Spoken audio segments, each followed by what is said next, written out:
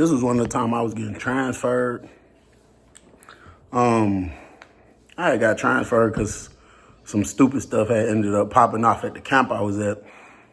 I didn't directly have nothing to do with it, but when people go to doing this and it makes it look like you had something to do with it, they just, even if they don't know for sure, even if there's a slight possibility you could have had something to do with it, and then especially if people, running their mouth talking about you in a gang and you blah, blah, blah, blah, blah. So something ended up happening to somebody and I was implicated in it. Like I said, they know for sure I didn't do it because I wasn't even in the dorm where it happened at. But I guess there were some people around the compound telling the administration that I had something to do with it. And I already knew that, it was eventually gonna take this type of turn. They came and got me in the middle of the night one day telling me to pack it up. I'm thinking they taking me to the hole for whatever reason, allegedly whatever I did. And when we got out, they took us to ID. I'm like, what the hell we doing to ID? Because if it's nighttime lockup, you go straight to the hole. They take me to ID. They telling me, throw your sheet over here, throw your blanket over here. You gonna get all that back at your next camp. I'm like, where the hell I'm going? So he finally tell me where I'm going. So they transferred me to a whole total different prison. Instantly I get in there talking about, oh, I worked administration, just trying to see if they could get me in there. The lady that works in intake told me off the dribble, you got to go 6 months without a DR before we consider putting you back in administration because of the type of transfer you just got. I said, what type of transfer is this? She said, an emergency transfer.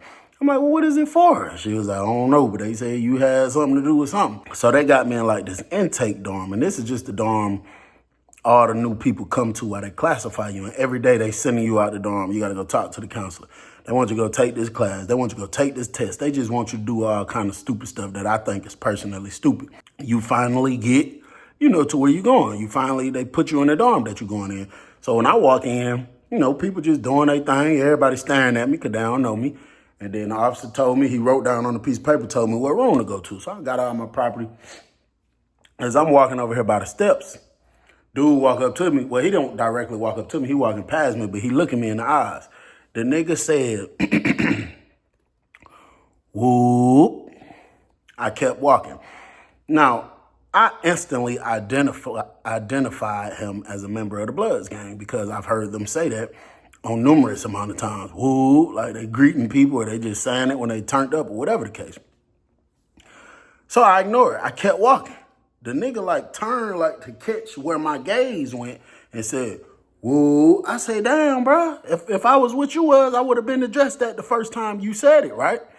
And that's another thing that's important. When it comes down to standing up and standing your ground in prison, you know what I'm saying? Had I responded to him, it would have been like, carrying my bag. Oh, no, bro. I ain't. Nigga probably would have started trying me. He probably would have went and told his homies, yeah, he's sweet. He's soft. You know what I'm saying? So when I said that, he was like, all right, check. And he walked off. But my response instantly let him know, it ain't going to be easy. I ain't going to say what you can't do, but it ain't going to be easy. You know what I'm saying? I get upstairs. I'm walking up the steps. So I'm looking at the paper to make sure I'm at the right room. I get to the right room and knock on the door. Hear somebody say, yeah. I pull the door open. It's a dude in there, down on his knees. He got a hot water bug on the floor. The wire is out the wall, but there's steam coming up, so you can tell that he just unplugged it. He probably was in there heating something up or cooking something. Dude got his shirt off, skinny dude. Hair look a mess. Room look disgusting. Smell like chitlins. Like, you my new roommate? And I just looked around. There was another dude standing right here. And it's just, like I say, bro, the room, he just looked nasty. The room looked nasty. The room stank. There was another dude standing right here that looked like he might be player. You know what I'm saying? He seemed to have himself together, whatever. So I just pushed the door open. I stepped over here. I was like, hey, bro, what room open in here? So he pointed straight at this room. I'm like, ain't no another room open? He was like, shit, bro, my room open, but I ain't gonna cap it down. I don't want no roommate. He said, and if I do get a roommate, but there's certain rules in my room, but I ain't gonna cap. I was like what? He was like, bro, you got to be a player. You got to have motion. All that stinking shit, I ain't gone. Boy, you got to be taking showers every day. I was like, boy, this sounds like my type of roommate. So I said, bro, listen, real player, real boss. I just opened that though, bro. That shit. He was like, oh, yeah. He said, you good, bro. Come on. He was like, shit, that boy in that door so goddamn nasty. He said, don't nobody be wanting to be his roommate. Just because you came over here after leaving that room, after what I said, and you still was like, hell yeah, I could tell you playing for sure, bro. He was like, what they call you? I say, C-Bill, what they call you? He say, Andrew. I said, okay. He said, shit, where you from? I said, I'm from Detroit, but really like the Atlanta area, that's where a nigga been at since I was a kid, for real. He said, what part? I'm from the city. I'm from Atlanta, west side, for sure. So I said, oh yeah, shit, nigga, I stayed on the west side. So we went chopping it up. I'm telling him all the areas I lived in Atlanta. He like, oh yeah, hell yeah, boy, I'm rocking with you. He was like, I'm rocking with you. While I'm in there unpacking my property, I hear a knock at the door. He like, yo, door swung open. He was like, hey. So he was like, what's up, my boy? He reached over there. He dapped him up. He said, hey, bro, bro, what you say your name is again? I said, C-Bill. So he was like, C-Bill, this my boy Screw. So Screw dapped me up. He said, what's up, Bill? I said, what the business is. They both kind of about the same height, both like a brown skin, low haircut, you know what I'm saying? They just in there chopping up. He was like, hey, man, Shawty from the city, too. So he was like, you from the city? What part of the city you from? I said, I'm from Detroit. But I've been living in Atlanta for a while, you know what I'm saying? We had to clarify that. But some people consider, they don't look at where you was born at and left as a kid. They look at where you went to high school at, where you went to middle school at, for real, you know what I'm saying? So it is what it is. So I got to chop it up, tell them, so we, talking and stuff like that. So Andrew and Screw is real cool. They both partners. They both from the west side of Atlanta. As the little time went by being in the room with Andrew, bro, he was a real player, bro. I'm talking about when I wake up in the morning, brush my teeth, wash my face, he doing the same thing. So we had to come up with a system, you know what I'm saying? Whoever feet touch the floor first, that's who go first, you know what I'm saying? He be up, bed made up. He like to open the door, open the back window, let the room air out. I'm talking about the same system I be on, that's how he be on. Like, he might leave out the room. He might be out the room 2-3 hours straight. I'm in the room. And then he might come in the room and be like, yeah, I'm about to kick back for a minute. That's my cue. I instantly get up, slide out the room, get that man his space like he gave me my space. You know what I'm saying? He was the perfect roommate, bro. Andrew was like, I think we was around about the same age, probably about 26-ish. The nigga really reminded me of me in some senses, bro, because he'd do the same thing. He'd be pacing back and forth just thinking. So he'll always say stuff like that. Boy, I can't wait to get the fuck out, boy. Boy, I can't wait to go home. Boy, I caught a humbug at Charles, bro. Like, real humbug at Charles. I said, what the hell happened, bro? How much time they gave? He said, bro, I got a 10. He said, I done did like some. I got 3 more to go. I said, oh, no, that ain't too bad, man. You right around the corner. Now, I know 3 years might sound like a long time to y'all. But when you used to being around niggas with 40 and 50-year sentences, them 3 years don't feel that bad no more. Them 3 years, they fly by, you know what I'm saying? He walk over there to the door. He peep out the door. He come back this way. He walking. Now, keep in mind, I only been in the room with him for a couple of days. So, nigga, don't tell me nothing exclusive, secretive information. So the nigga was like, you know my homeboy Screw that be coming over here every day all the time? I said, yeah. He looked back at the door. He said, bro, shit so crazy. It's just between me and you, though. Like, don't even repeat this shit or nothing. I said, yeah, nah, I ain't repeating nothing. He was like, bro, my homeboy Screw. He said, to be honest, bro, we can't even be cool on the streets. I said, what the hell, y'all can't be cool? He said, bro, the hood I'm from and the hood he from. I ain't gonna say the names of it because I don't want to do all that. He was like, the hood I'm from and the hood he from, big beef. I'm talking about a smoke you on sight type shit. I say, no. He said, yeah, bro, the hood I'm from and the hood buddy from, big beef. Like, nigga get you on sight type shit. So I was like, damn. He said, yeah, bro. So, like, even when certain niggas from the city come in the dorm, we just act like we don't fuck with each other for real, bro. You know what I'm saying? He was like, but what happened was my little brother got jumped on, but we was beefing with like 3 hoods at the time. So a nigga can't really pinpoint, you know what I'm saying? Like who it is or who did it. So, bro, we went back. We went to all 3 hoods, bro. All 3 of the hoods we was beefing with, we just went through and just sprayed that shit up one night, bro. I'm talking about just sprayed that shit up one night. And that nigga said, bro, I don't know how these niggas got the drop on Mom Duke's crib, but these niggas got the drop on my mama house. But when I started realizing this shit in these streets started getting heavy, nigga went and put cameras around Mom Duke's house. Nigga went and got 2 big-ass German Shepherds, go around Mom Duke's house, you know what I'm saying? And, bro, that man told me, he kept looking back, though, the whole time. That man told me, that man said, bro, and one day, some niggas pulled up to Mom Duke's crib. Me or my brother wasn't home, bro. And Mom Duke's called us screaming, crying, saying, goddamn, somebody done sprayed the crib up, blah, blah, blah, blah, blah. So, you know, we rush over there, bro. So when we get in there, first thing we trying to see is everybody okay, because my little boy and my baby mama and my mama was in the house. Everybody straight, ain't nobody get hurt or nothing. Everybody just scared for real. So next thing I do, I run upstairs to the security camera. That's the first thing I'm trying to do. 2 things. If you see anything, license plate, anything, then I'm trying to figure out why the fuck them dogs ain't chew them nigga ass up coming on his property or nothing. So that man said he run upstairs, he do something, rewind the security camera back, and that nigga said a truck pulled up. He said it was 3 guys, got out the truck, 2 of them was masked, 1 of them wasn't. Guess he just didn't give a damn. He said they went straight over the fence because he said he had a deadbolt lock on the fence. That just sounds suspicious. He said 3 of them hopped over the fence. The dogs came running from the back of the house. He said the nigga that was running on the side of the house shot both of the dogs down. He said once he made it to the side of the house, the other 2 started spraying the front of the house. He ran all the way to the back of the house. He started spraying up the house.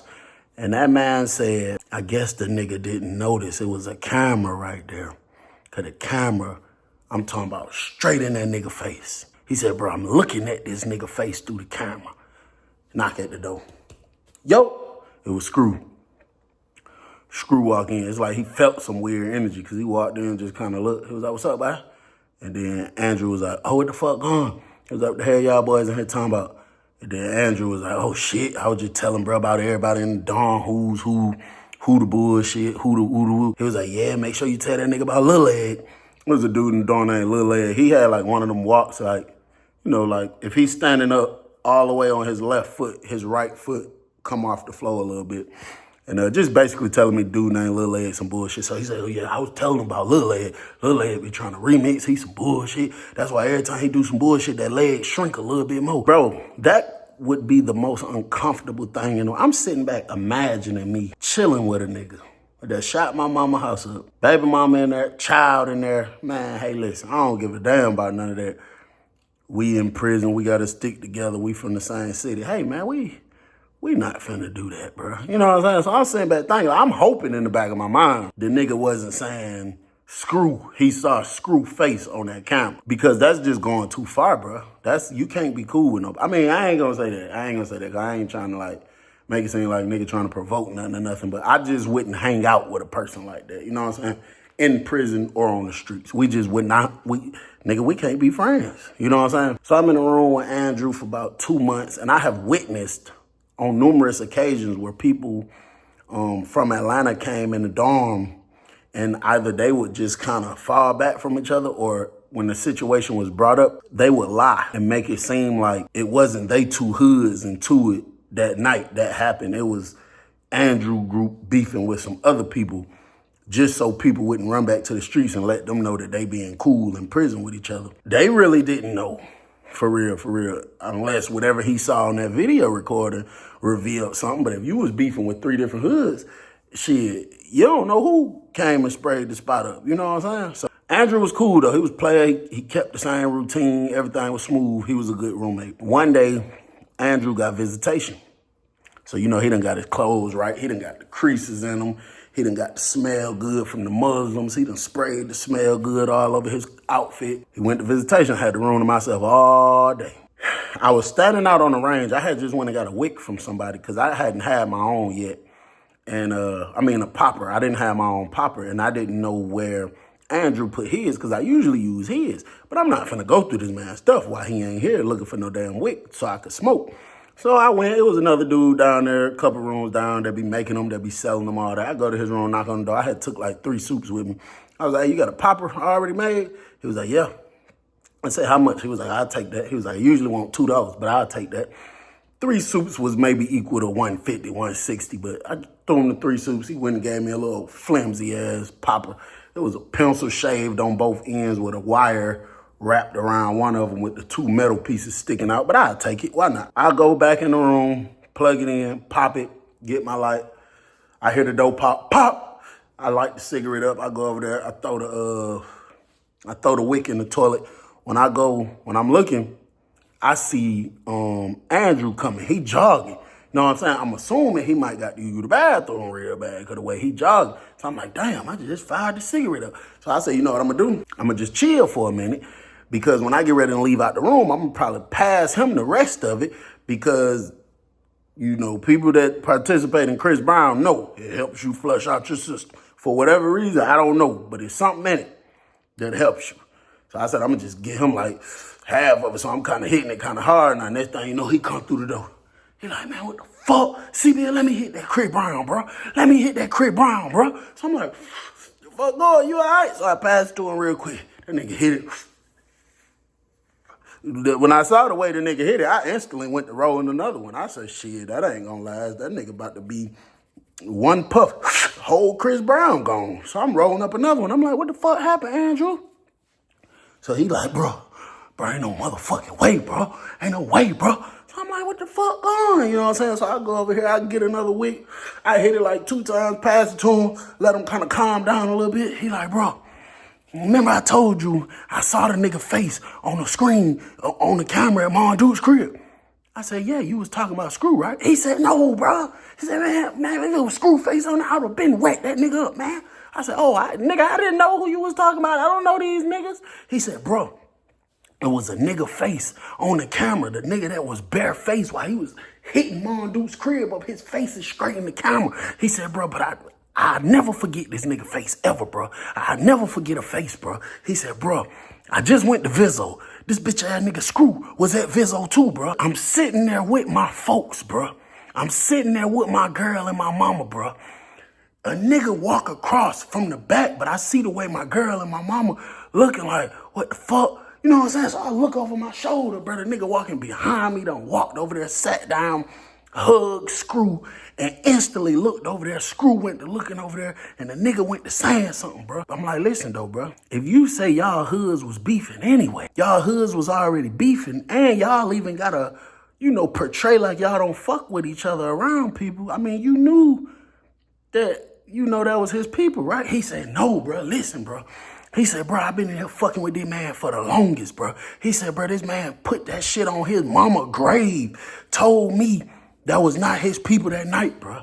That man promised me that he told me that was not his folks that night, bro. That got to be your folks. Why the fuck this nigga I saw on Mon Dude's camera visiting you, bro? Ain't no way that ain't your folks, bro. I'm finna kill this fuck nigga. So I said, hold on now, Andrew. Don't be using that K word just so loosely now, cause shit get wicked now. You know what I'm saying? You gotta just, calm down, my nigga. Take a few deep breaths. Next thing you know, pop. He run over there to the door. He said, that's that fuck nigga.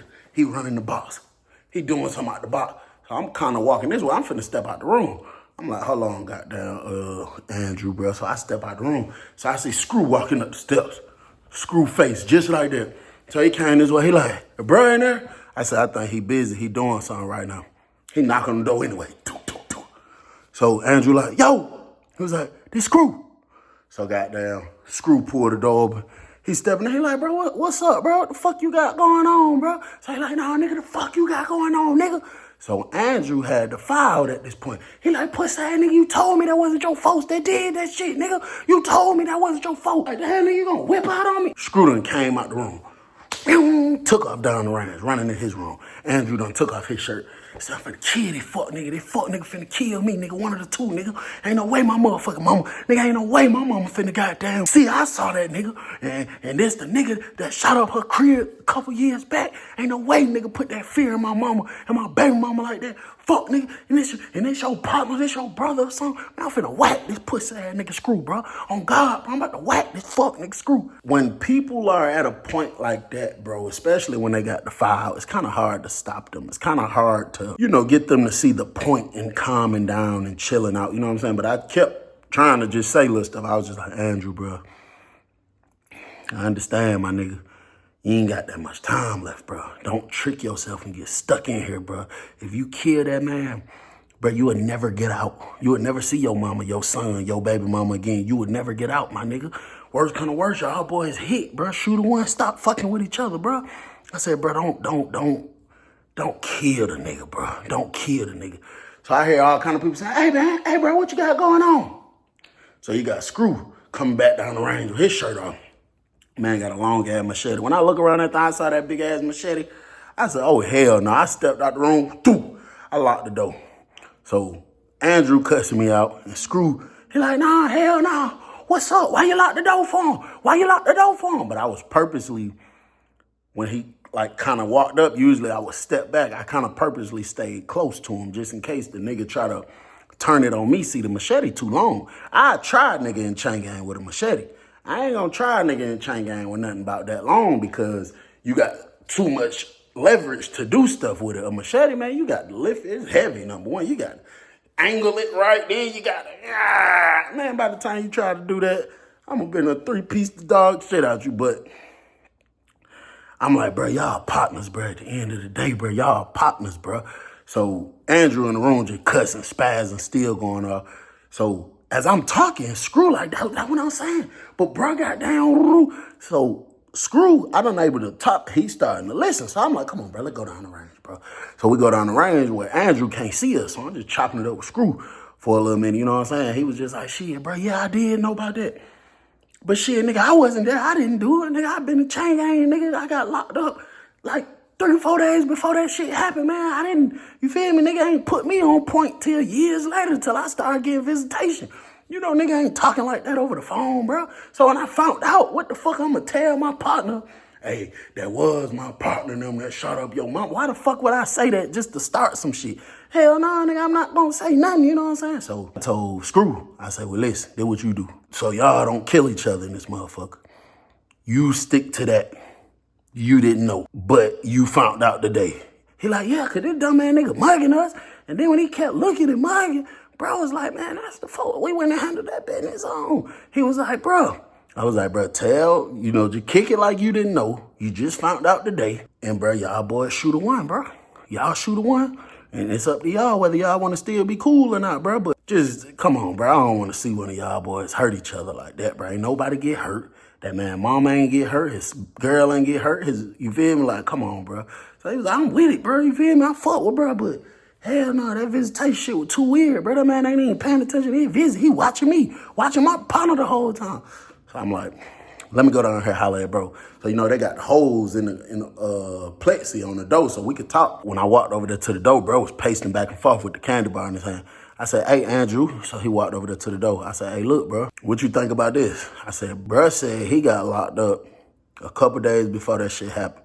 He said he had no idea that shit happened. He said he got locked up for something totally different. And he just found out that that was his folks that handled that. But he was like, bro, so you really want me to believe all these years that done went by? You know some people don't be talking about shit like that over the phone, bro. They be paranoid. That man just told me real shit. He just learned about that shit today. I mean, he knew it happened, but he didn't know it was his people this close that did it because he been locked up. And they not talking like that over the phone, period. You know what I'm saying? So he was like, man, that shit. So I'm just talking to him. I'm like, listen, Andrew, bro, your mama still here.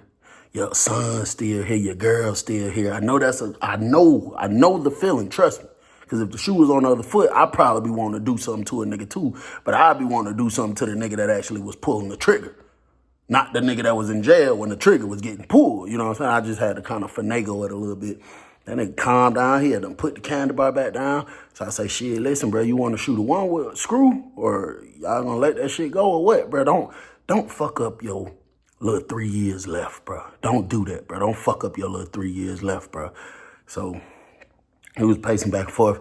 He said, yeah, bro, that nigga gonna have to at least give me a one, bro. At least that's the bare minimum. I'm at least have to get me a one. So I said, all right, bet. So I went back down there. I said, hey, feel me? So he came down there with me. And we talked about it amongst all of us, you know what I'm saying? I told Screw, go tell the officer you locked the door by accident and popped the door. He went and told her. She popped the door. I went straight in there. I told Andrew, let me get his candy bar. I grabbed it off the shelf, stuck it in my pocket. He went to the back of the cell. Screw came in there. I asked him what he did with that machete. He said he put it down when he was down there. I told him I had to pat him down to make sure. patted him down, checked him. He ain't had no fire on him. I said, do it. They went in there, they hit. I think Andrew was throwing them damn, that nigga Andrew was throwing them Superman motherfucker. Them, like every swing from Andrew, that nigga damn near could have threw his shoulder blade out of place. It's hard, and you know what I'm saying? Andrew was getting on his ass, I ain't gonna lie, but they both was in there doing their thing. They got done, they dapped each other up. I came back in there, pulled the Chris Brown out, smoked, Screw left, went back to his room. Screw ain't come around for like 2-3 years. And Screw ain't come around for like 2-3 days. Then he started coming back around. Everything was smooth, it was cool. I remember when Andrew got out, where was I at? When Andrew got out, was I still at my mama's house or was I? No. I was in my apartment. I had just got my apartment because all I had in there was a bed. When Andrew got out, he hit me on Instagram. We were chopping it up, you know what I'm saying? I asked him about Screw. He said, man, I ain't even gonna cap. Man, Buddy got a couple more weeks, right? And man, shit. I said, hey, bro. I said, you got a fresh start, my nigga. You got a fresh start, Andrew. You got a fresh start, bro. You feel me? Y'all put that shit behind y'all. Ain't none of your people hurt. You got a fresh start, bro. You know what I'm saying? He was like, man, fuck all that. Fuck all that. And I was just like, damn, bro, this shit be so fucking sad, bro. And I just checked on him every day, checked on him every day. He sent me a crazy message one night. I know where he at. I'm about to crash, blah, blah, blah, blah, blah. He texted my phone saying this. Man, I text that nigga right back and said, I'm sorry, I think you have the wrong number. Because, bro, don't be texting me no shit like that. And I'm out and I'm a convicted felon. So, you know, anything like that, they'll be like, oh, this nigga knew something about it. Nigga, I ain't no shit. Wrong number. You know, I was just going through the pages and shit. Andrew had went MIA, bro, for about good 2 weeks. Hear nothing from him. I'm on there one day, and I constantly was checking his page, DMing his page, saying if anybody got this page, hit me up. You know, I need to holler at bro. Texting his phone, calling his phone, no answer. And then a story posted. It was a story that popped up. Bro, the story said, free Andrew to the day he free and rest in peace to the other two with the laughing emojis. And there was a Baby Drill song playing. And I was just like, damn, bro. And then it kept posting on his page. Rest in peace to them two dead bitches. Rest in peace. And then they finally posted Andrew's mug shot. You know, the county he was in, which was one county over from where I lived at. And I set up a visit, bro. I went and saw him. And I was just talking to him, bro. And that nigga just busted out crying. That nigga was like, bro, I was drunk, bro. And I was on that powder. I said, hey, bro, don't be, hey, you know these cars monitored and recorded. You know, don't tell me nothing, feel me, about nothing on nothing you did. Man, that nigga bust out crying. He said, I killed both of them niggas, CBL. He said, ain't even no hiding. Did that shit in front of the stove, camera, no face. I killed both of them niggas, bro. He said, man, as soon as Screw got out, somebody dropped the dot that Screw and his partner, his cousin, his brother, whoever that fuck nigga was posted up at such and such stove. He said, man, I walked both of them niggas down, bro. Broad daylight, no mask. Walk both of them boys down. I know it's over with for me. Telling them like, bro, you know, just try to, you know, make life right with God. You know, try to get your spirit right, your soul right, you know, whatever the case is like that. I tried to stay off that subject because I feared that, you know, because they hear these calls that they'll try to call me in as a witness or some shit. Oh, so you did hear him say this, right? I'd be like, motherfucker, if it's monitored and recorded, you heard whatever he said. You don't got to ask me, did I hear nothing, nigga? My ears wasn't working at the moments. And he ended up getting sentenced, bro. They gave him life without the possibility of parole plus 20 years. And we don't talk that often, you know what I'm saying, because the situations with the phones and stuff, but I think the last time I hollered at Andrew was about a year ago. I had sent the nigga like $75. And I think, you know, maybe that situation makes him emotional because he started crying again. He was just like, bro, that shit wasn't worth it, bro. It wasn't worth it. I was like, folks, I was telling you that since we was in jail, you know what I'm saying? But, you know, you make a decision, you got to deal with it, you know what I'm saying? But, bro, listen, spinning on niggas, trying to go do shit to niggas, proving a point, listening to that fucking song that say, I'ma get that get back even if I get life. Trust me. And nigga, you ain't gonna like that life. Trust me. Might not survive that life. Trust me. Bro, when it comes down to these weapons and hurting people and listening to this stupid ass rap music, bro. I have seen with my own two eyes niggas get a second chance at life, and they trying to keep up with who got the bigger dick contest. That's the game they trying to play. And that basically means, that has nothing to do with your private part. That basically means who go harder, who the toughest, who more this, who more gangster. And bro, we is losing, bro. We're losing. If I go to a gas station broad daylight, and I did have his permission to tell this story, but I did change both of their names. That's not their names. But bro, you go to a gas station broad daylight. This nigga shot at your mama house 5, 6, 7, 8, however many years ago. None of your family got hurt. You were sentenced to 10 years in prison for something that didn't really have nothing to do with this or whatever the nigga was in there for. And now you sentenced to life without the possibility of parole when none of your people got hurt. I understand that's a hard pill to swallow, but folks, we is ruining our own lives, bro. We need to learn to let shit go, bro. And I know some people say, yeah, I don't give a fuck. If a nigga fuck with my such and such, I'm going to gladly go do my prison. And I guarantee you at some point you going to be gladly laying in that bitch like, damn, why the fuck did I do that stupid ass thing? It's your big homie, Big Fees. I'm gone, bro. Make better decisions. It's not worth it.